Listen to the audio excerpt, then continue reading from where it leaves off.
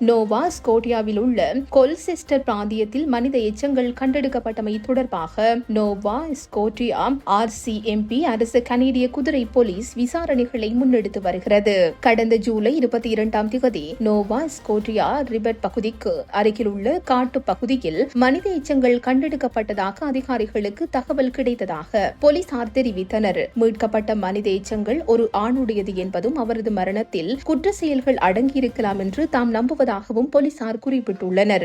மனித எச்சங்கள் கண்டெடுக்கப்பட்டது முதல் அப்பகுதியில் தீவிர தேடுதல் நடவடிக்கைகள் முன்னெடுக்கப்பட்டு வருகின்றன என நோவா ஸ்கோஷியா RCMP-யின் பொது தகவல் அதிகாரி கோப்ரல் மெண்டில் எட்வர்ட்ஸ் தெரிவித்துள்ளார். விசாரணைகள் இன்னும் ஆரம்ப கட்டத்திலேயே உள்ளதால் தற்சமயத்தில் மேலதிக தகவல்கள் எதையும் வெளியிட முடியாது என்று போலீசார் தெரிவித்துள்ளனர். இந்த சம்பவம் தொடர்பான தகவல்கள் ஏதேனும் தெரிந்திருப்பின் 902-896-5060 என்ற இலக்கத்தின் ஊடாக பிரதான குற்றப்புலனாய்வு பிரிவை தொடர்பு கொள்ளுமாறு போலீசார் பொதுமக்களை கேட்டுக் கொண்டுள்ளனர்.